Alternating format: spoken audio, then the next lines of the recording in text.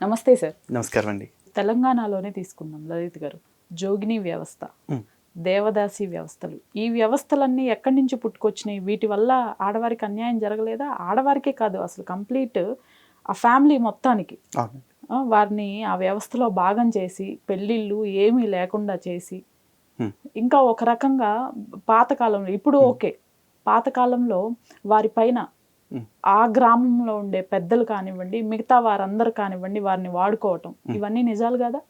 ఇప్పుడు జరగలేదు అని నేను అనట్లేదు కదండి. కాకపోతే ఆ జరిగిన దానికి సనాతన ధర్మానికి సంబంధం లేదు అంటున్నా. ఇప్పుడు ఒక డాక్టర్ ఉంటాడండి, ఎంతో కష్టపడతాడు, ఎంతో మంది ప్రాణాలు కాపాడతారు. చెప్తాను వినండి, నేను చెప్తాను వినండి. మీరు చెప్పిన దానికి నేను చెప్తాను. ఎంతో మంది ప్రాణాలు కాపాడతారు. ఇంకో డాక్టర్ ఉంటాడు, వెళ్ళిన పేషెంట్లని ఆపరేషన్ చేస్తానని కడుపులో కిడ్నీలు కొట్టేస్తాడు. ఈ డాక్టర్ మంచోడు, ఆ డాక్టర్ చెడ్డోడు. ఇప్పుడు అక్కడ మంచి చెడు వ్యక్తుల్లో ఉందా, లేకపోతే మెడికల్ సైన్స్లో ఉందా? మెడిసిన్ చెడ్డదంటారా, మెడికల్ సైన్స్ చెడ్డదంటారా? ఇక్కడ ఒక నెగటివిటీ జరిగినప్పుడు దాన్ని రెక్టిఫై చేసుకోవాలిగా. ఇంకా అవే కొనసాగుతున్నాయి అంటే అర్థం ఏంటి? నేను చెప్తున్నాను, అదే చెప్తున్నా. నేను అడిగింది చెప్పండి, ఈ మంచి చెడు వ్యక్తుల్లో ఉందా, ఆ శాస్త్రంలో ఉందా? వ్యక్తులు, వీడి ఆలోచన మంచిది కాదు కాబట్టి అక్కడ కిడ్నీ కొట్టేయాలనిపించింది. అతని ఆలోచన మంచిది కాబట్టి అతనికి ప్రాణం పోయాలనిపించింది. కానీ సైన్స్ ఏం చెప్తుంది? ప్రాణం పోయటం గురించి మాత్రమే చెప్తుంది.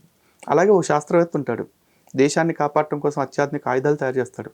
ఇంకో శాస్త్రవేత్త ఉంటాడు, దేశానికి భద్రత కల్పించాల్సిన కొన్ని రహస్యాలు ఏవైతే ఉంటాయో వాటిని విదేశాలకు అమ్మేస్తూ ఉంటాడు. అక్కడ కూడా అంతే, వ్యక్తులదే తప్పు. ఈ జోగిని దేవదాసి వ్యవస్థల విషయంలో కూడా చూసుకుంటే ధర్మం ఎక్కడా కూడా ఇలా దేవదాసీల వ్యవస్థను ఉంచాలని, జోగిని వ్యవస్థను ఏర్పాటు చేయాలని ఎక్కడ ఏ గ్రంథంలోనూ కూడా లేదు సనాతన ధర్మంలో. అలాగే కుల వివక్ష గురించి కూడా చెప్తున్నా. కుల వివక్ష పాటించాలని కూడా ఏ ధర్మశాస్త్రంలోనూ లేదు. కానీ అది వ్యక్తుల వల్ల వచ్చింది. ఆ వ్యక్తుల వల్ల కూడా ఎందుకు వచ్చిందంటే, దేవదాసి వ్యవస్థ అనేది ఏర్పడినప్పుడు నిజంగా చాలా గొప్ప వ్యవస్థ. కొంతమంది స్వచ్ఛందంగా భగవంతుడి సేవ చేయటానికి వచ్చారు, దేవుడి యొక్క దాసిగా ఉండటానికి. ఎందుకంటే భగవంతుడికి షోడశోపచారాలు అని జరుగుతాయి. ఆ షోడశోపచారాల్లో నృత్యం దర్శయామి, గీతం శ్రావయామి అని చెప్పేసి మనకు ఉంటుంది. అంటే దేవుడికి పాట పాడి వినిపించడం, దేవుడి ముందు నర్తన చేయటం, ఇవన్నీ కూడా ఉంటాయి. అయితే ఈ వ్యవస్థ కోసం నృత్యం నేర్చుకుని నేను దేవుడికి అంకితం అయిపోవాలని కొంతమంది వచ్చారు. మరి వాళ్ళు ఇచ్చిన అవకాశమో వీళ్ళు తీసుకున్న అడ్వాంటేజో తెలియదు, కానీ అటువంటి వ్యవస్థలు పోను ఎక్స్ప్లాయిట్ చేయటం వచ్చేసింది. అది వ్యక్తులు చేసిన తప్పు. ఆ వ్యవస్థలని తర్వాత సరిచేసిన వాళ్ళు వచ్చారు. ఈ రోజున బాల్య వివాహాలు కావచ్చు, లేకపోతే కన్యాశుల్కం కావచ్చు, ఇట్లాంటి వాటి విషయంలో చాలా గొప్పగా చెప్తారు. ఎవరు? కందుకూరు వీరేశలింగం గారు, గురజాడ అప్పారావు గారు, ఈశ్వర్చంద్ర విద్యాసాగర్ గారు, వీళ్ళందరూ ఎంతో సంస్కరణ కోసం తీసుకొచ్చారని. వాళ్ళందరూ ఎవరండి? క్రిస్టియన్లా, ముస్లింలా? వాళ్ళు హిందువులేగా. సనాతన ధర్మం అనేది తనని తాను ప్రతినిత్యము సంస్కరించుకుంటూనే ఉంటుంది. మిగతా మతాలకలాగా నేను ఒక ధర్మశాస్త్రం రాశాను, ఈ యుగం గతించిపోయే వరకు కూడా దీనిలోంచి ఒక పొల్లైనను సున్నైనను మార్చడానికి వీల్లేదు అని చెప్పేసి శాస్త్రం చేయలే.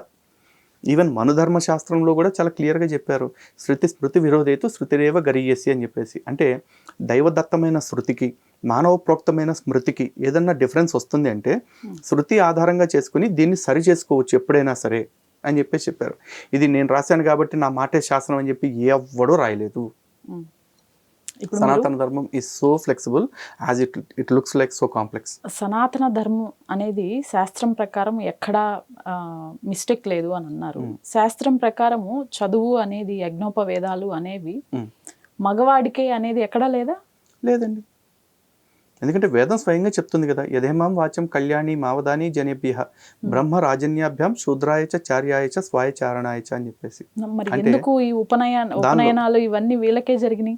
ఉపనయన క్రతువు కేవలం ఆడవాళ్ళకి లేదని కాదు, కానీ మగవాళ్ళకి పెడతానికి కారణం ఏంటంటే ఆడవాళ్ళకి నెలసరి సమస్యలు అనేది ఉంటాయి. ఓకే.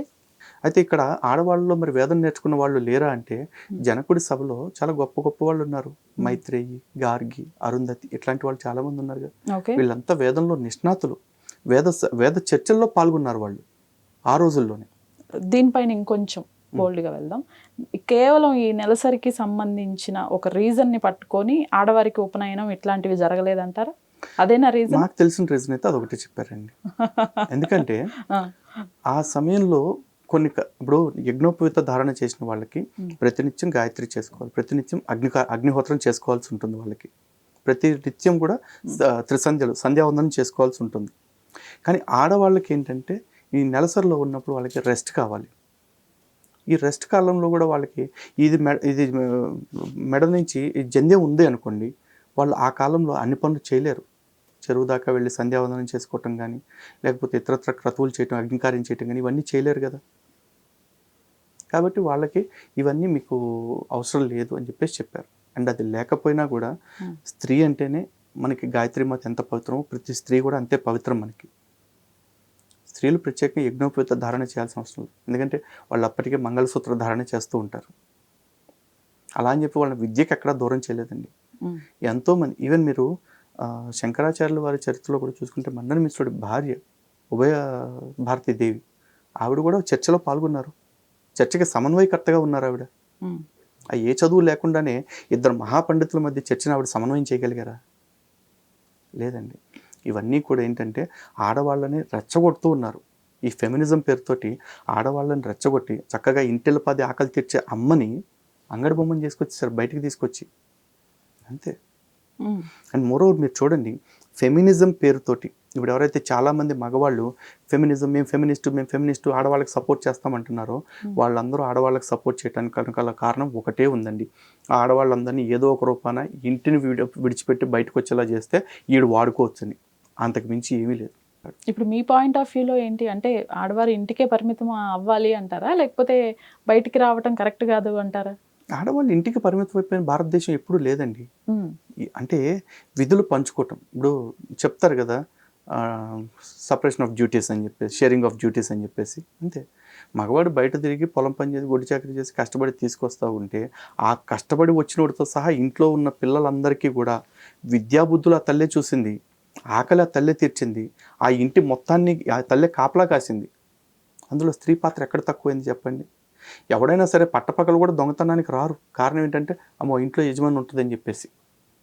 స్త్రీ పాత్ర ఎక్కడ తగ్గల. కేవలం ఏంటంటే ఇద్దరు ఎవరి డ్యూటీస్ వాళ్ళు చేశారు. బయటికి వెళ్ళి మగవాడు తిరిగి వస్తే ఇంట్లో పిల్లల్ని తీర్చిదిద్దింది తల్లే. ఈరోజు మనం శివాజీ మహారాజ్ గురించి అంత గొప్పగా చెప్పుకుంటున్నాము అంటే ఆ శివాజీ మహారాజ్ తల్లి జిజియాబాయి ఇచ్చిన ప్రేరణ, ప్రోత్సాహం, బోధన. అంతే. కాబట్టి ఆడవాళ్ళు ఇంట్లో ఉన్నంత మాత్రాన వంటింటి కుందేళ్ళు అనుకోవాల్సిన అవసరం లేదండి. ఇంట్లో ఉన్నంత మాత్రం వాళ్ళ పాత్ర పరిధి తగ్గిపోయింది అనుకోవాల్సిన అవసరం లేదండి. సో అంటే నేను దీనికి మీనింగ్ ఏంటి నాకు ఇంకా అర్థం కాలేదు. చాలా వాటిల్లో ఇప్పుడు ఈ ప్రజెంట్ జనరేషన్లో చూస్తున్నాము, ఇప్పటికీ డ్రెస్సెస్కి సంబంధించి ఒక ఆర్గ్యుమెంట్ జరుగుతోంది. మేము ఇదే ఎందుకు వేసుకోవాలి, ఇలానే ఎందుకు ఉండాలి, మా ఇష్టం వచ్చినట్లు మేము ఉంటాము అనేది వీళ్ళ వాదన. అవునండి. మన శాస్త్రం ఎలా చెప్పింది, ఇలా ఉంటే మీకు ఈ బెనిఫిట్స్ ఉంటాయి అనేది. ఒకటండి, చాలామంది మాట్లాడుకోవాల్సిన టాపిక్. ఎందుకంటే గతంలో చాలామంది ప్రవచనకర్తలు, స్వామీజీలు, పెద్దవాళ్ళు కూడా అమ్మ మీరు ఇట్లాంటి డ్రెస్సులు వేసుకోవద్దు అంటే నువ్వు కావాలంటే కళ్ళు మూసుకో మేము ఇట్లాగే వేసుకుంటాం అన్నారు. అలాంటి మహాతల్లులందరికీ నిజంగా ఒక నమస్కారం పెట్టి చెప్తున్నా, మీకు నచ్చినట్లు ఉండండి. అలా అని చెప్పేసి ప్రవచనకర్తలు ఇట్లాంటి మాటలు చెప్పొద్దు అనే అధికారం వాళ్ళకి లేదండి. ఎందుకంటే మన ధర్మశాస్త్రం ప్రకారం, మన సంస్కృతి సంప్రదాయాల ప్రకారం ఎలా ఉండాలి, ఎలా ఉంటే బాగుంటామని చెప్పడం అనేది వాళ్ళ బాధ్యత. ఈవెన్ అదే బాధ్యత నేను కూడా తీసుకుంటాను. నేను ఆడవాళ్ళ డ్రెస్సింగ్ని ఎప్పుడు జడ్జ్ చేయను. కానీ సనాతన దేశంలో, భారతదేశంలో ఆడవాళ్ళ డ్రెస్సింగ్ ఇట్లా ఉంటే బాగుంటుంది అని చెప్పే అధికారం నాకు ఎప్పుడూ ఉంటుంది. నేను అలా కాకుండా నువ్వు రోడ్డు మీదకి మినిసో స్కర్ట్స్ వేసుకుని వచ్చేస్తే బలవంతంగా నేను గోనిపట్టాలు కప్పితే అది తప్పు. కానీ అసలు అడ్వైజ్ ఇవ్వద్దు అనడానికి వాళ్ళకే అధికారం లేదు. ఇప్పుకు తిరుగుతాను అంటే తిరగండి, మీరు ఇప్పుడు తిరుగుతాను అంటే చూసి ఎంజాయ్ చేసేవాడు చేస్తాడు, అది మీకు వాళ్ళకి సంబంధించింది. కానీ ఈ దేశం బాగుండాలని కోరుకునే వ్యక్తులు ఏం చెప్తారు అంటే అమ్మా ఇలాంటి డ్రెస్సులు మంచిది కాదు అని చెప్పేసి చెప్తారు. ఇందాక చెప్పాను కదండి మీకు, ముళ్ళల్లోకి వెళ్ళేటప్పుడు చెప్పులు వేసుకోండి అని చెప్పడం అనేది పెద్దవాళ్ళ బాధ్యత. నువ్వు చెప్పులు వేసుకుంటావా లేకపోతే చెప్పులు వేసుకోకుండా ముళ్ళ కింద వెళ్ళి గుచ్చిపించుకుంటావా అంటే అది మీ ఇష్టం, ఎవరేం చేస్తారు. శాస్త్రం కేవలం ఆడవారికే చెప్పిందా అండి ఇలా ఉండాలి అని, మగవారికి ఏం చెప్పలేదా? శాస్త్రం ప్రతి ఒక్కరికి చెప్పిందండి, మగవాళ్ళకి కూడా చెప్పింది. కానీ మగవాళ్ళు ఎప్పుడు వచ్చేసి మాకు దిశ చట్టం కావాలి, నిర్భయ చట్టం కావాలి, అభయ చట్టం కావాలని అడగలేదుగా. ఆడవాళ్ళు ఎందుకు అడుగుతున్నారు మరి? ఇప్పుడు ఆడవాళ్ళు కూడా ఉద్యమాలు చేయొచ్చుగా, ఈ చట్టాలు మాకు మాత్రమే కాదు మగవాళ్ళకు కూడా వర్తించేలా చేయండి అని చెప్పేసి. శాస్త్రం గురించి మాత్రం ఎందుకు అడుగుతున్నారు మీరు? శాస్త్రం మాత్రం అడుగుతారా ఇది ఆడవాళ్ళకైనా మగవాళ్ళకి చెప్పలేదని? చట్టం గురించి కూడా అడగండి. అభయ చట్టాలు, దిశ చట్టాలు మాకు మాత్రమే కాదు మగవాళ్ళకు కూడా కావాలని అడగండి, అప్పుడు మాట్లాడదాం. ఒక టెంపుల్కి, ఎందుకంటే ప్రాబ్లం ఆడవాళ్ళకి వస్తుంది కాబట్టి ఆడవాళ్ళకి చట్టాలు వచ్చినాయి. మగవాళ్ళ వల్ల ఆడవాళ్ళకి ప్రాబ్లం వస్తుంది కాబట్టే ఆడవాళ్ళ రక్షణ కోసం మాటలు చెప్పారు. ప్రాబ్లం ఆడవాళ్ళకు వస్తుంది అని అన్నారు. సెకండ్ పాయింట్ కూడా మీరే చెప్పారు, ఎవరి వల్ల వస్తుంది? మగవాళ్ళ వల్లే వస్తుంది, నేనే చెప్తున్నా కదా. సో ఇక్కడ మారాల్సింది ఎవరు? అందుకే చెప్తున్నా కదండి, ఫస్ట్ బ్రాటప్ మారాలి. రైట్. అది ఆడవాళ్ళకి మారాలి, మగవాళ్ళకి మారాలి. ఈ రోజున రాముడు శూర్పణఖ లాంటి దాన్ని, తాటక లాంటి దాన్ని కూడా అమ్మ అని పిలిచాడు అంటే ఎందుకు పిలిచాడు? బికాస్ వాళ్ళ బ్రాటప్ అట్లా ఉంది, వాళ్ళ తల్లిదండ్రులు అట్లా నేర్పారు. చాలామంది అంటారు ఇంట్లో ఆడవాళ్ళు ఉంటే కానీ ఆడవాళ్ళ విలువ తెలియదని. రాముడు ఇంట్లో ఆడవాళ్ళు ఎవరు లేరండి. రాముడికి ఎవరు తోబుట్టులు లేరు కదా, చెల్లెళ్ళు అక్కలు. రాముడికి ఉంది లక్ష్మణుడు, శత్రుఘ్నుడు, భరతుడు, వీళ్ళే. చుట్టూ మగవాళ్ళ మధ్య పెరిగినా కూడా ఆడవాళ్ళని గౌరవించే సంస్కృతి సంప్రదాయం ఆయనకు వచ్చిందిగా.